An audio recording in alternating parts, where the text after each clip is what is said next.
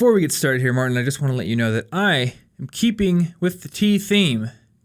Technically. Hold on. Kind of. Is there tea in that? No. Ha! Well, it says natural flavors. It might be tea. It could be tea. I don't know that it's I don't know if it is, though. I think you violated the unspoken, you have to have some form of tea rule on this podcast. I was going to drink this whole thing on the way back. Oh, but then you didn't? Kombucha's tea, right? I'm pretty sure. Yeah, it's fermented. Yeah, it's like fermented white tea or something like that. I don't know. No, actually, it's actually black tea. Yeah, why and would you rooibos. just assume it was white tea? There was no implication of that. I had a bottle at one point, and I thought that it said that. So I thought that kombucha was like always just white tea, but maybe it's just like all kinds of tea. Tea's not always white tea. That is true. You know? Yeah. So it's just like you just like let it ferment and get weird fungus on it, I think and then drink it. You just kind of rub the tea in a lot of dirty stuff, I think. And Okay. Then you just make it. And just dirt water? The bacteria just... I don't know how to make kombucha. You just pour the tea in a dumpster, and then you come back and you get it back with a sponge, and then you drink it. You know our friend Matt? Yeah. I always defend him to people because I'm like, my friend Matt lives in Boulder, but he's not a life coach. But then like I went over to his house a couple months ago, and he pulls out this giant thing of kombucha, and I'm like, and he's brewing it himself. And I'm like, man, I can't. That's pretty cool. I can't defend you anymore. You've gone full Boulder. You have a Subaru. Full Boulder. Full Boulder. You have a Subaru. You're brewing your own kombucha. Like, I can't. That's fair. I can't help you. It's all downhill from here. Does he have a dog? Mm-mm. I think his girlfriend wants a dog. Well, there you go. But they do not have a dog yet. So I suppose they haven't gone like full all the way Boulder, but they're close. Fair. Making your own kombucha is actually a pretty big step up. We haven't done that yet. I made my own soy So milk. you are making your own soy milk. Yeah, you nerd. How was it, by the way? That was pretty cool. I didn't ask you about it. Did it taste like the kind that you buy at the store? No. The kind you buy at the store is like the soybean flavor is kind of mellowed out most of the time, and it's sweeter. Oh, okay. But if you get like a can of soy milk that was made in like Thailand or something, it'll taste a lot more of the soy flavor, and I like that. Gotcha. So it was like not sweet. I don't even know what soy tastes like. It can be sweetened. It's just like the soybean flavor is killed a little bit in Does like it the taste mainstream brands. Like liquid tofu? I would not say that. It's got kind of a nutty flavor to it. Gotcha. A little bit. Like almond milk? Not like almond milk. I don't know. Describing tastes is hard because I know it as a soybean taste. Yeah. And to describe it as anything else when nothing else tastes like that I can think of is going to be off. That makes sense. I don't know. It's cool. I'll make it again. I see you have officially kickstarted fall for us. Yes. Well, it's cold outside. It is cold outside. That means I can wear clothes I like. Yes, that is true. Or I can just throw on a hoodie. I'm too lazy to wear clothes I like yet. Fair. At some point, I will get the motivation to do so. Anyway, guys, got 5 questions today. Another one of those 5 questions episodes. We have come full circle. Since I don't even know what the last one was, episode like 174? Not a clue. Or 3 or something like that. Them. Anyway, for those of you who are new to the podcast, every so often we'll take 5 questions that we've been getting from email, from, I don't know, Twitter, from our Reddit at reddit.com/r/collegeinfogeek, or, I don't know, smoke signals.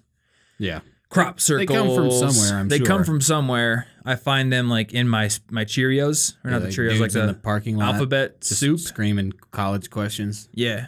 Paul Wall's in the parking lot asking us questions. Yep. He owns the parking lot, but he wants to know about college success. Yes, he and does. Such. Why not? So today, guys, we're going to go through 5 questions and just give you guys our best possible answer for those questions. Boom. So question number 1, and I think you put all these together, correct? Yes. So that means you have to have all the insight and best answers. Fine. I can just relax. You can just sit silently. I'll just sit silently. Yeah, I'll just watch and judge. You'll just awkwardly be on half of the I'll screen do like for the no reason. Caesar thing. Like, yeah. Not that great. Yep. Question number 1. Do I need social media to succeed in university if I don't already have it? And there were some interesting opinions in the Reddit thread for this one. Oh, yeah? Yeah. Because a lot of people were like, no. And some people mentioned Cal Newport's whole thing about social media being useless and selecting your network tools with intentionality, I suppose. Yeah. I don't know. I don't know where I stand on this one. It's always difficult to say, like, yes, this tool will work for you or no, it won't, because I have my own experience and I know I can look back and see like, okay, this happened because I did this on social media. But then I could always say like, okay, there's people like Cal Newport who don't have Facebook and they don't have Twitter and they've also been very successful. Yeah. So like, what do you say when somebody asks that question in a general sense? I mean, the question says need, right? So in that case, the answer is no. I guess so. Yeah. You don't need But it. obviously there's a little more behind that if we just go a little looser with the wording. Yeah. And I would say that there are a lot of drawbacks to social media and that I personally barely use it now. Like I tweet once a month, right? Maybe, and really only use Facebook for messages. But that doesn't mean that like my LinkedIn wasn't useful in the past. My Twitter was useful in university to help me build a personal brand and take myself seriously. And it's also an easy way to reach out. At one point, there was an assignment to interview somebody in a field you cared about, and most people just like defied the rules and interviewed family members anyway. Lazy. But I reached out on Twitter to one of the vice presidents of Evernote at the time, which is why I have that shirt that I'm always like wearing. I'm not just like Probably trying to shill too. for Evernote. I just happen to have that shirt because I interviewed him. Likely story. But that happened because of Twitter. So it has benefits, but definitely don't just jump onto every social media thinking you need it. Yeah. It's what Cal Newport calls the any benefit approach in his book, Deep Work. So basically it's like if I'm a farmer, I can go to the tractor supply store and all the crazy tools and equipment that are on the shelves and sitting on the floor, every single one of those has some type of benefit. But they also have a cost. If I buy a hay baler, then I can bale hay. I can make my own hay. I will not have to buy it from the store. Yeah. But I have to buy a hay baler, which is incredibly expensive, and then I have to maintain it. I have to find space to store it. And I have to spend my time baling hay and making it. And I'm not a farmer, but I feel like the book, that when it used that example, it said that it would also possibly like damage the soil or do something, like it would use soil in a way that wouldn't be as good. Yeah, like I can't remember. Look at the whole picture.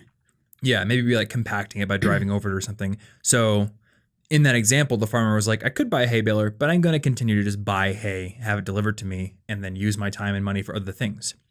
So it's the same thing with social media. Like ask yourself, what am I doing? What are my goals? And will this particular social network help me get there? And also, will like this particular usage of a social network get me there? Because you have Twitter. Yeah. But it's not like Twitter takes over your life. I doubt you even have the app on your phone, but you have a Twitter. No, it is not on my phone. Actually, and it's cool because Twitter's still useful to me. Yeah. But it's not on my phone. I almost never do anything but check notifications, and then occasionally I'll tweet something. Mm-hmm. But that means that when I get notifications, I can still respond to people who tweet me. I can still like connect with people with almost none of the negatives. Because when I go to see Twitter on my computer, this is going to seem really like full of myself at first, but if I type in T into my thing, it'll go straight to my profile. I want it to go to my profile, not because I want to see all my tweets, not because I'm just like, look how cool that is, but because I can see my notifications, but not the news feed. Yeah. I see no one else's tweets on there because I don't want to get stuck reading them. So I go to my profile, check the notifications, and leave. Yeah. Yeah. I feel like maybe we can just talk about how we use social media here, because it's hard to, again, put things in general terms. So maybe I can just give people some ideas for how to maybe limit the downsides while also benefiting from the upsides. It's probably useful because I think that a lot of the upsides are going to be nice in college if there are school clubs that have a Facebook group or things like that. Yeah, so let's start with Facebook. Facebook is one of the best ways for me to remember people's birthdays. Like people, like I know your birthday, I know my girlfriend's birthday, I know like close friends' birthdays, but I have a lot of friends where if I see their birthday, I can be like, oh, I could text them and say happy birthday. It's a good way to just sort of, check in. Yeah. And they don't feel like I haven't talked to them in years. And Facebook is a great way for me to remember that. It's a great way to do groups and do events. I think like most of the events we go to have a Facebook group or event page where we can go and be like, yes, I'm going. No, I'm not. So that's useful. What is not useful is the newsfeed. So I have an extension called Facebook Newsfeed Eradicator, and I have not seen my Facebook newsfeed for probably a year at this point. Yeah. And I don't have the Facebook app on my phone because you clearly can't delete the feed on your phone. Yeah. So the only place I ever check Facebook is on my desktop or my laptop. Yeah. And then I also have an app called Focus. So like for certain periods of the day, Facebook and several other sites are blocked. So it's really just like once a day, I'd go to Facebook, check it just to see what are my notifications. They're usually dumb. And do I have any messages? Messaged me? Is there an event coming up? That's it. And then I guess from like a business standpoint, we have a Facebook page. We put our articles on that. And that has been somewhat useful. I kind of forgot about that, honestly. It does go like College Info Geek on Facebook right now. No, I mean, like it brings in a few clicks, but it's nothing crazy. I don't know. I want to retain a position on that platform just in case, like, for some reason, Facebook video becomes the thing, 5 years from now or something. Like, it's good to have as a business. And I will say, as a business or when you are... I feel like once you put a name on something, like for you in your case, Polyglot back in the day, it is worth it to go claim your name on the services that people are likely to look for you on, even if you don't use it. That way, if you happen to get famous, people don't make fake things. Yeah. There's a channel I follow on YouTube called Primitive Technology. And he is like the most anti-social media person that you can get. He's got millions of subscribers, but his videos are literally just him out in the forest, like making primitive technology, like making mud bricks or building like a furnace or something completely out of stuff he finds in the forest. He never addresses the camera. He never speaks. It is basically as if there was just a camera out there watching a dude 10,000 years ago work and build a little life for himself in the forest. That's interesting. And he just puts it up on YouTube. He doesn't even have ads on. All he has is Patreon. And in his descriptions, he's like, I don't have Facebook, Twitter, LinkedIn, anything, so beware of fake accounts.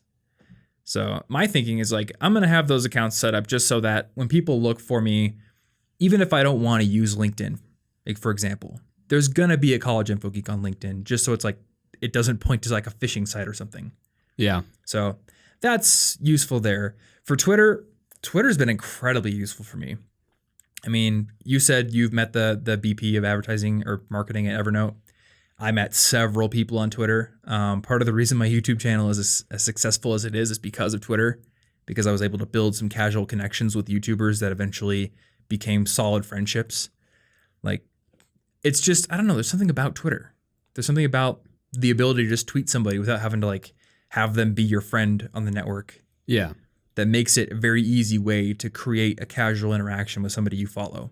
And it's also a great way to just follow people who you think are really cool.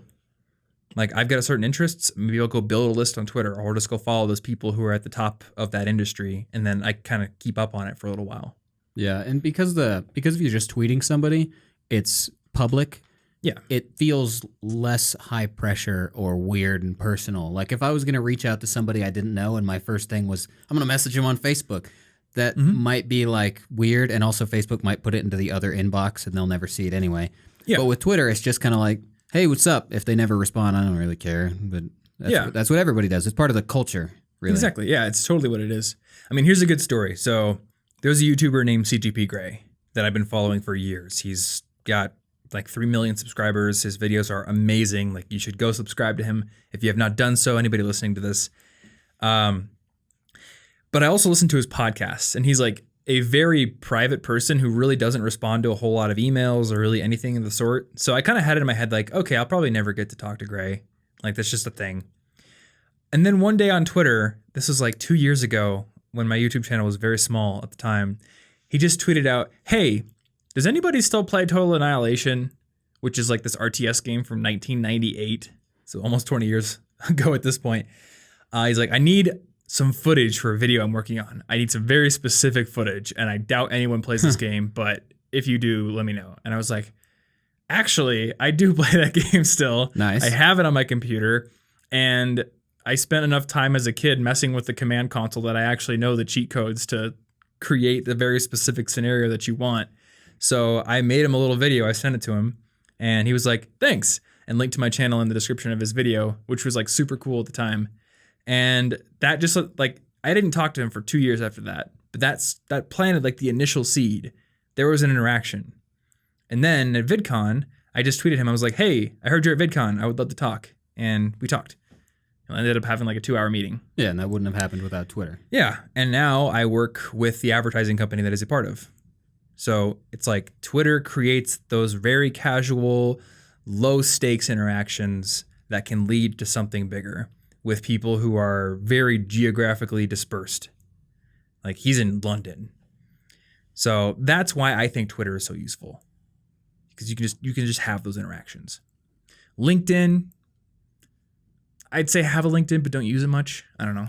I keep it up to date mostly. It's probably up to date right now. In college, I always kept it up to date, but it's not like I posted statuses or links or shared things on it. I just kind of left a full thing up there so people could find me. I tried to make it the most complete version of my resume or work history or whatever. Yeah. When they had plugins available, I don't even think they're available anymore, but at one point they had like a Behance widget that you could have on your LinkedIn. And Behance is like a portfolio site for graphic designers and artists and stuff. So I just put my website mockups and all the web design I've done in a Behance portfolio and then had that on my LinkedIn. So I don't know what it did. I know I've gotten calls from recruiters in the past who said, hey, I found you on LinkedIn. In all those cases, I was already working somewhere else or whatever. So I wouldn't say that LinkedIn specifically led me to a job that I took, but it did bring me opportunities. Yeah. So for somebody out there who maybe isn't currently doing an internship or doesn't already have their own full-time job, an opportunity might come from that. Yeah, I think it's useful as long as you don't sink too much time into it. Mm-hmm. Yeah. So bottom line here, it's up to you to decide whether or not it's useful for you. Make that a critical decision, like think hard about it, but also realize like there are varying levels of usage. So if your qualm with social media is that they're taking your data and you don't have privacy, that's a different issue. But I think what bugs a lot of the people who listen to our show is that social media is a huge distraction and it makes you less productive. And there are things you can do to minimize that impact while still having an account. Yeah. You don't have to completely kill it. Yep. So that's my answer for that one. I guess the other con with Twitter is you constantly see people complain about politics. That is a bit annoying. Well, fair. But it not does if you happen. don't look at the news feed. That's true. All right, question number 2. Do extrinsic rewards kill intrinsic motivation? Yes, in some cases. In some cases. There's a name for it. It's the overjustification effect. Yep. And actually, I copied the Wikipedia definition just so I could say exactly what it was here. So the overjustification effect occurs when an expected external incentive, such as money or prizes, decreases a person's intrinsic motivation to perform a task. The overall effect of offering a reward for previously unrewarded activity is a shift to extrinsic motivation and the undermining of pre-existing intrinsic motivation. Once rewards are no longer offered, interest in the activity is lost, prior intrinsic motivation does not return, and extrinsic rewards must continuously be offered as motivation to sustain the activity. So basically, if you're already doing something and they say, oh, hey, we're going to offer you a reward to do this better, it kills the reason you were doing it for, like the love of it or something in the first place. Yeah, eventually. That's the idea. Eventually, the external reward can kind of trick you into thinking that's why you're doing it. Yeah. And then you forget to like it. And I mean, this is a very vague but a very easy example, is that you won't see a lot of people who have high-paying jobs doing something also doing that same thing for free on the side, even if they used to. Yeah. If I used to fix my family's computers and then I get a job doing it, I'm now just really annoyed when they ask me and have no interest in helping them. It's my job to do so now. Stop asking me. Even if last year with no job, I was happy to learn and get the experience and help them out. Yeah. And our friend Ryan knows this because he's a super good cook. And we've been like, Ryan, why don't you go get a job as a chef? And he's like, it would kill the love. Yeah, I don't want to do that. And it would make it so that in some cases you just don't want to do it in your free time, especially if it's a job. But yep. One thing I did see was that, and I didn't look too deep into this because, but there was some research that indicated when it was a quality-based reward that it would affect your intrinsic motivation less. So if the reward you get is based on how well you're doing, so like grades was the example they gave, there is still some intrinsic benefit to feeling like you did good at something. So basically, the external reward doesn't immediately kill it. it's more harmful if it's just like we're going to give you money for just doing what Do you were I doing try always. harder and care more about a class that gives me a grade or a pass-fail grade? Yeah, that makes sense. In one, I do the bare minimum to get the pass maybe because it doesn't really matter and I don't care and I'm only doing it for the pass. But if the one, you get a reward, but it's also like a reflection of how well you did, it can affect you less because there's still the benefit of, I did well, and that makes me feel good. I want to try. So you're at least being given a scale where you can kind of evaluate yourself and see yourself improve. I can understand that. But yeah, I've definitely had this happen to me before, like with web design. I remember I had a friend online and she was like, my website sucks. And I was like, hang on. And in one day, I redesigned her website and it looked awesome. And I had so much fun doing it. And she didn't ask me. I just did it in Photoshop and then I coded up the WordPress template and I sent it to her. And I was like, here you go. And I didn't get paid for it at all. Like I was just like, yeah, I thought, when you said that it sucked, it would be fun to redesign it. So I did. But then like later on, I started getting web design jobs. And motivating myself to do it was the hardest thing in the world. I was like, I know I'm getting paid, but I don't want to do it now for some reason. Yeah. So it's definitely happened to me. The one caveat I wanted to say about this, though, is a lot of times you don't have intrinsic motivation in the first place. And in those cases, extrinsic motivation can help. Oh, yeah. So like if I really don't like running, but I need to go running because it's what I've chosen to do in the winter or something to keep myself in shape, then maybe I would use Beeminder to ensure that I'm running. Or maybe I'd use an app like Couch to 5K. You're not killing your intrinsic motivation. You didn't have any. I didn't have any at all. Right. So like right now I love skateboarding. So if I was like to be like, all right, I'm going to pay myself this much money or something if I skateboard and practice in a certain way, maybe that would kill it. It might. But it might make it so that you're less likely, or like Pokemon Go. If you get super into that, but you loved just taking walks and enjoying nature before, now it might be hard to take those walks without the reward of having Pokemon Go on. Yeah. And leveling up all your stuff because you're like, well, what's the point of the walk now if I'm not hatching this egg? Yeah, I think it's a question of like, where's your intrinsic motivation already? Because like when I was using Fitocracy, I was super motivated to work out. It pushed me so hard. That's the reason I almost died riding my bike that one time. Oh, yeah. Because I went out with the sole intention to get the 30-mile achievement.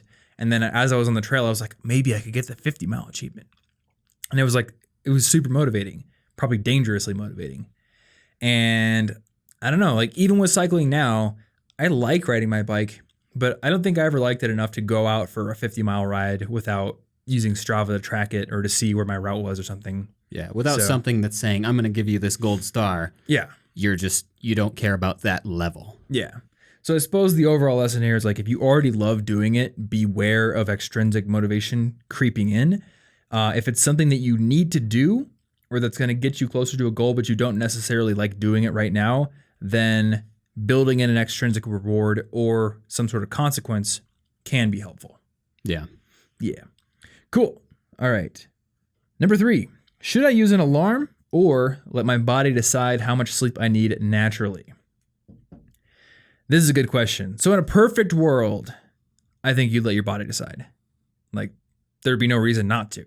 In a perfect world, I'd probably just wake up with the sun and go to bed when it's dark. That's the thing though, right? In a perfect world, the sun would go down, or I guess let's say a perfect world from your body's perspective. Because our brains and, our interests in the things that we like to do, from that perspective, it's easy to say, well, I love being able to turn on electric lights and stay up at night and play video games and not have to go to bed till 10. Oh, yeah. I love that. Don't give up all the technology in the world just for the sleep. Yeah. So it's just like from your body's perspective, your body is adapted over thousands and thousands of years using a day to night cycle determined by the sun. There wasn't electric light. Maybe there was candles, but that's really all you had. And candlelight is mostly not on the blue spectrum, which has like the most effect on your brain's knowing whether it needs to go to sleep or not. So essentially it's like sun goes down. Okay, I've got very little light left. I'm going to go to bed. And for most of human history, again, we didn't have clocks. It's actually, the development of clocks is actually very interesting because it took a very long time to develop a clock that didn't get very, very out of sync very fast, like one that was accurate. So there was no alarm clocks I mean, I guess you could say like a rooster is an alarm clock. It's kind of weird to think that we didn't always do. I'm going to meet you at 6:15 exactly. It was just kind of you show up at roughly the right daytime looking thing. You kind of know what's going on, but it's not to the minute. Like we're super stressed about time now, but time as we use it is something we've only been using for a little while. The real crazy thing for me when I learned about that was like realizing for most humans throughout history, time was never segmented. But like it's so ingrained in our brains that I literally can't think of time as anything but segmented. Like it's divisible. I can be like, all right, half a second or a quarter second or a millisecond, but I can't think of time as just like a flowing substance that is just one thing. You can't help but think of it in the amount of hours you're doing something. Yeah. So it's kind of weird to realize like the way we think of time and the way that we behave using it is pretty new relatively. Yeah, it is. Yeah. So to make a long story short, in a perfect world, biologically speaking, you would go to sleep when your body says go to sleep. And your body would say go to sleep because the sun goes down. The suprachiasmatic nucleus in your brain is given signals by these light receptors in your eyes that says, all right, the day and night cycle is turning to night, and your circadian rhythm is basically tuned to want to go to sleep at that time. Yes. Your brain releases melatonin, you go to sleep. In this world, I accidentally stayed up a little too late because I was finishing something, because I thought it would be late, because I do have a conception of time that makes me late for things. Yep. And then I wake up later in the wrong sleep stage and hate myself and would never have gotten up at the right time. Yeah. So let's touch on the sleep stage thing real quick for people who don't know. And I have a video on this we can link to in the show notes. I think it's about like how to make sure you get to bed on time. I think that's the one that explains sleep cycles. Essentially, on average, a human will go through a 90-minute sleep cycle, starting at like this phase 1, which is very light, a state of sleep. It's not very deep. And then you'll go down to phase 2, phase 3. Phase 3 is very deep. And then you shoot up into REM sleep. REM sleep, your brain activity is very close to what it's like when it's awake, actually. And then you'll go into a near waking state, and then you kind of repeat it. So over the course of the night, if you're sleeping enough, you should go through about 5 of these, which relates to about, 7.5 hours. Some people need more, some people need less. Some people have longer sleep cycles and shorter. So it's hard to say like exactly. Yeah. But like you said, if you wake up like using an alarm in the wrong stage, like you're way in deep sleep, you're going to feel super groggy. Oh yeah. And sleep inertia, I think it's called, where you're more or less kind of drunk for the, like your mind is it's part of it is waking up, it's booting. Yeah. And I guess what I would do if I was trying to fix this, and I probably should soon because I have not been sleeping well this week, but there have been times in my life where I get so used to the alarm clock and I go to bed at the same time, and get a proper schedule like my body wants me to have. Mm-hmm. Then I wake up naturally, like 20 minutes before the alarm, and then I'm just like, oh, nice. And then the alarm is a backup device. That's the thing. So I think that's like the middle ground here. Find a time at which you can go to bed where your body will naturally wake up before the alarm goes off, but then have the alarm as a safety mechanism just in case you don't happen to wake up. Yeah, and if you've been sleeping super bad, it might take some time. It might take a week or two for your body to now start waking up by itself before the alarm. You get used to it. Well, I mean, that's a factor of like how consistent is your sleep schedule. Yeah, a lot of people sleep in on the weekends. Is good. So I think that happens. A lot of people who sleep in on the weekends will find that their body doesn't naturally wake up at the time they'd like during the weekdays because the body doesn't know when to wake up. It's just like, all right, there's an alarm. I guess I use that. In the episode where you were interviewing Dr. Bruce, the sleep doctor, he mentioned that even on the weekends, it would be better to still wake up within like a half hour of when you normally do so that you're still more or less on the same schedule. Because if you choose to sleep in or stay up till 9 billion in the morning, then it's not going to help you adjust for next week. Yeah, exactly. And every Monday, you're going to really be pushing yourself. Yep. And it gets harder as you get older. Everything does. So bottom line on this one, go to bed early enough to where you wake up naturally, but then have that alarm as a backup, or use a site like sleepytie.me, which can help you to calculate when you should go to bed based on when you should wake up, or vice versa, using the science of sleep cycles. But again, remember, your sleep cycle might not be 90 minutes. So there's experimentation that may need to be done. Isn't there a thing on the iPhone? And I know there's an Android app that like tries to sense when you're in the right stage within a half-hour window and wake you up. I don't know how well those work, but I used to use them. So I'm pretty sure that's useful. I don't want my phone on my bed is the thing. Yes, that's what I don't want. I don't want my phone under my pillow. I don't know if they've like maybe improved it to where like it can just hear your breathing patterns or something. Maybe. Yeah, I don't know. But those are things, I guess. I learned about sleep cycle alarm back in 2010 when I had an iPod Touch. And back then, there was like some reported issue that was super rare. And it wasn't with the iPhone. It was only with the iPod Touch where like the sleep cycle alarm app would make the iPod Touch overheat. Oh, no one told me that. So I was like spooked and I was like, I'm not going to use that app because I don't want to overheat my brand new iPod Touch. And it's been 7 years. So I'm sure that whatever bug has been in that has been ironed out many times over, but I just never gave it a try. If it worse comes to worse, I mean, it's something to look into, but you probably don't need it. I never understand how the health app on my iPhone knows when I sleep. Well, because it has like a sleep history on it. Is it just like when I put it down? You put it on like on the bed, not under the pillow, but like it senses the vibrations of the bed of you tossing and turning at the right stages or something like that. I'm just gonna knock my phone off my bed. And like, I don't know. There are a lot of things that could go wrong with something that needs to be in that position while you're sleeping. Yeah. So I don't know. Yeah. Well, I don't know. I guess people can try those out. I'm probably just gonna keep trying to go to bed early enough. If you just get used to it on the schedule, you won't need that. Yeah, exactly. They're just cool. Yep. Okay, so this was an interesting question. Question number 4. How do I future-proof a portfolio site and domain name if I plan to get married and change my last name in the future? I did like that question. Yeah, this is actually a very interesting question. Well, I guess I have before, but I didn't think of it as a question for the podcast. I wanted to start by asking a question that kind of comes before that, which is that, do you need to change your last name if you get married? Well, this person in particular wanted to. They want to? Okay. Yeah. But obviously, one choice then is just not to change your last name. That's fair. Because I see it as like becoming more and more of a thing where people are establishing an online presence. They're establishing like a name for themselves. Changing your name really uproots that. If you're going to change it across the board. I guess I have seen some people who they get married, they will change their name legally, but then they keep using their maiden name online professionally. So that is also an option, I suppose. Yeah, I would think you could do like a hyphenated name and keep it.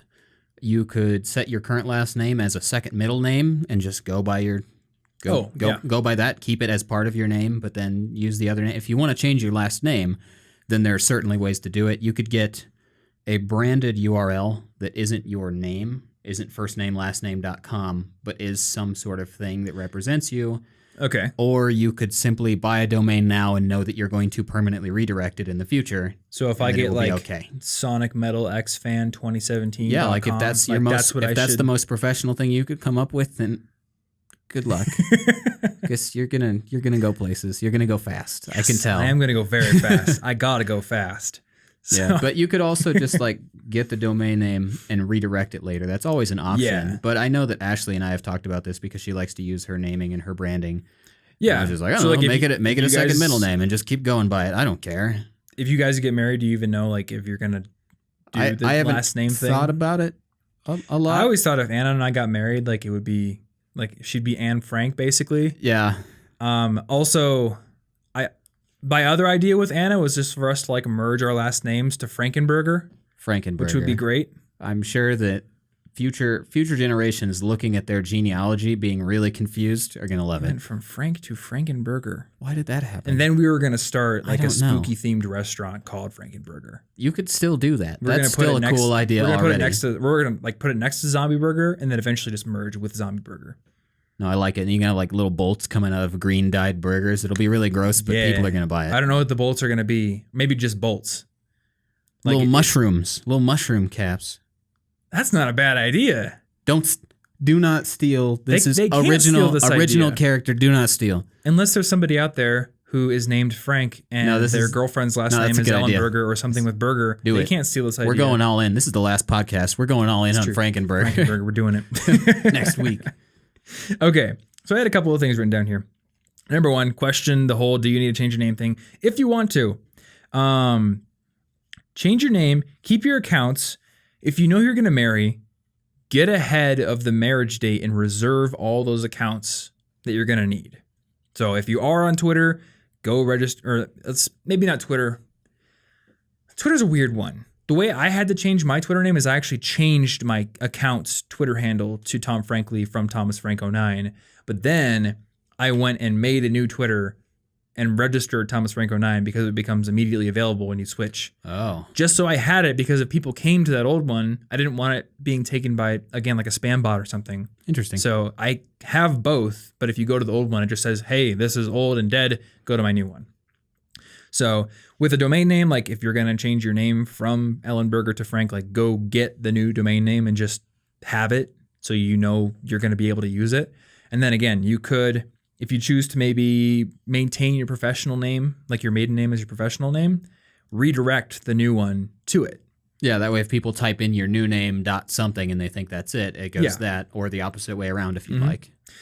On the other hand, if you're going to start just using your new married name as your online presence, then you'd want to do, what is it, a 301 redirect? I don't the remember, permanent but one? I would, I'm fairly certain that's it, but I would absolutely always double check this kind of you thing want to before double doing check. it. This is a little bit of, like if you have a website, it's a little bit of a technical thing, but a 301 redirect is a permanent redirect. So SEO-wise, that would tell Google, okay, this domain has moved here. When you change domains, there's always some cost. The bigger your site is, the worse it's going to be. Like if we changed College Info Geek to IreallyLoveFrenchFries.com, all the social share accounts would go away. You just need to find out. You got to go register that now. Yeah. But we could at least do a redirect, and eventually Google would find out, all right, this site is redirecting over here, and hopefully pass all the SEO on. Yeah. I've never had to do this before, and it scares the bejesus out of me, but theoretically it should work. It works. So yeah, it still scares me though. I've done it on other anything websites. with Google scares me, basically, because it's a big black box and I have no idea what to do with it. Yep, or what it's going to do if I change just something. Controlling your soul. Sometimes I'm just like, if I change this one word in the sidebar, is my entire site going to go away? And I know it won't, but I still wonder. Yep. Yeah. Anyway, hopefully that's helpful. We can link to an article about this. I found one. It was like webtalentmarketing.com, and there was a blog post about this. So there's all kinds of different steps you can take. So we'll have that in the show notes. And we have one more question to cover before this episode is over. Question number 5. Can having a girlfriend slow down your activity? Is a relationship more of a benefit or an inconvenience? Heavy question, man. Yeah. I guess the first thing that I wrote down here, my first thought was like, is a relationship going to make you happy? Because if it does it really matter if it slows you down a little bit? Yeah, I mean, the answer is mostly yes. I guarantee you I would get more work done if I was just like all by myself all day long, locked up in my room, trying to code myself to some confidence. It's not necessarily yes, though. It's not necessarily yes if the happiness makes you better. Yeah. Like maybe if you were happier, you wouldn't. Like what if you were like depressed because you were lonely, and then you got in a relationship and you met somebody who just motivated the crap out of you, and then you worked super hard when you weren't hanging out with them. Well, like, it could technically make you more productive. I just mean like, see, I was always the kind of person who tried to funnel all of my insecurity into things I could be proud of. Yeah. So then I could work really hard. But the thing is, even if let's assume that I could work more if I wasn't with Ashley, I don't care. Yeah. Why would I do that? Yeah, I don't care. Ashley, you're holding me back from sadness and occasionally questioning why I'm working so hard on everything, because at some point it'll all be gone. I could be making $65,000 a year don't instead of me. $60,000 a year. Like and be lonely. But why? What am I going to do with all that? Yeah. I don't care. Also, she's very supportive of all the stuff I work on, and vice versa. So I get enough of my potential done, if not more than my previous potential. Mm-hmm. It doesn't matter. It's not like, I suppose if you have a girlfriend or a boyfriend and they're like 100% of the time, don't work on that, come give me attention, then you've probably, that's a different problem. That has nothing to do with the potential of them. I think when people ask this question, they maybe know somebody who has a girlfriend or boyfriend that does monopolize their time, or they found that they don't get as much work done. But it's all about the context. It's all about the specific scenario. So if you are a hyper ambitious person with a crazy class schedule right now and a part-time job, and all of your time is going to work, then yes, maybe getting a relationship is going to slow you down. But that's only one potential situation. Like maybe right now you're spending a lot of time playing WoW or something. And if you got in a relationship, maybe you'd spend a little bit less time playing WoW, hanging out with your girlfriend, being a happier person, and still getting your homework done. If I can't get these raids in today, then what am I doing? I don't know. We're done. I got to get my mount. We're over. I also wanted to split this into 2 questions because I think this is going to give people better context. So the questions are, should I actively pursue a relationship in general, or if I meet somebody and there's chemistry, should I push them off in the name of productivity? Ooh, those are very different situations. Yeah, right. Like basically it's like if you've met someone and you're like, man, I really like this person, but I don't know if they're going to hurt my productivity. Like that's a very different question.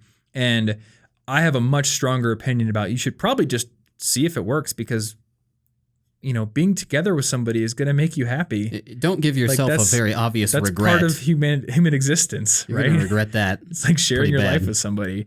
On the other hand, if it's like, I wonder if I should go out and look for a girlfriend, or maybe I should just focus on my studies, then it's a little harder for me to be like, you really need to go out and look for a girlfriend.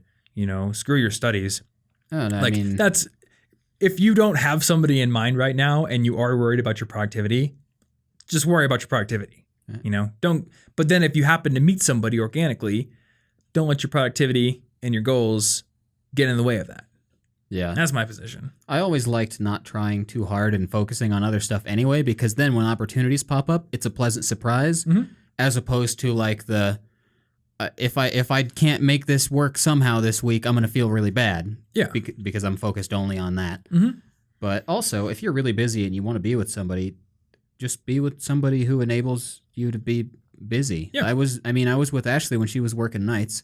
I was working all day long, going to school during some of it. I stayed up super late and didn't sleep enough for a long time because I could see her for like a half hour at like 1 a.m. when she got home.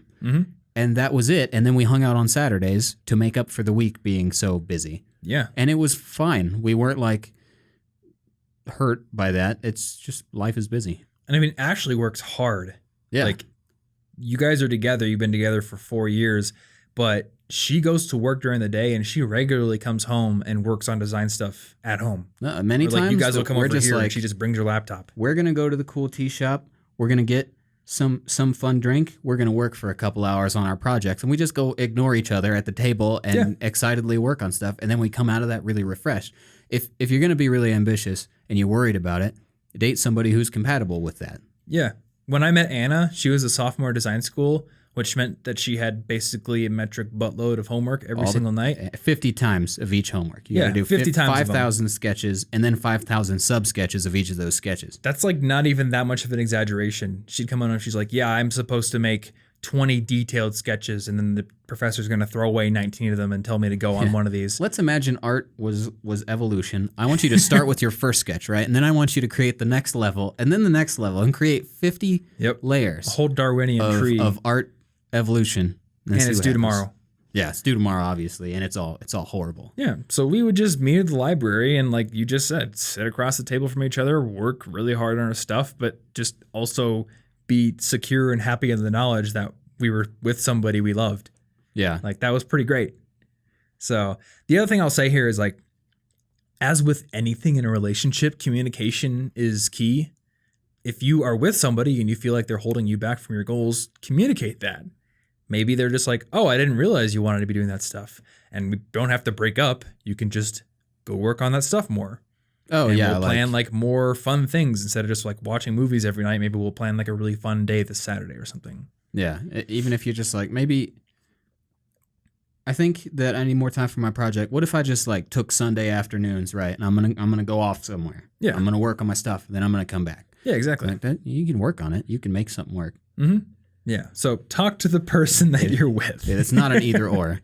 You're not having kids. Like if you have a kid, obviously that is going to take a lot of your time. I mean, even Tesla had his pigeon thing. Yeah. You know, everybody needs love. It's true. Yeah.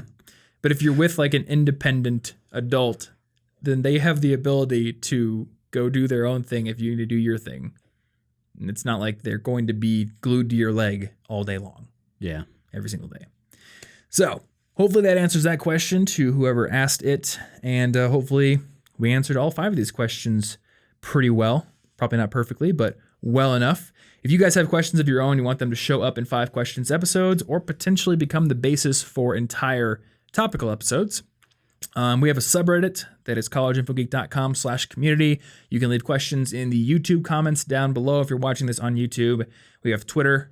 There are smoke signals. There are interdimensional gates that you can send things through, and they may show up on my desk. I'd watch out for the smoke signals. We're in Colorado. Somebody's going to start a fire. That is true. Don't start fires, actually. Use the interdimensional gates. Smokey the Bear, y'all. Yeah, he's going to beat you down.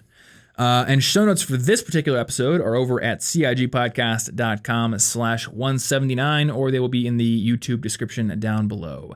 One last thing, if you guys like this show, if you are enjoying it, one great way to support it is to go over to iTunes or Apple Podcasts on your iPhone and give it a rating and review. That helps us to move up the charts. It gets the show out to more people, and it just lets us know what we're doing right and what we can improve upon. So thank you if you do that. Thank you as always for watching, and we will see you in next week's episode. Stay cute.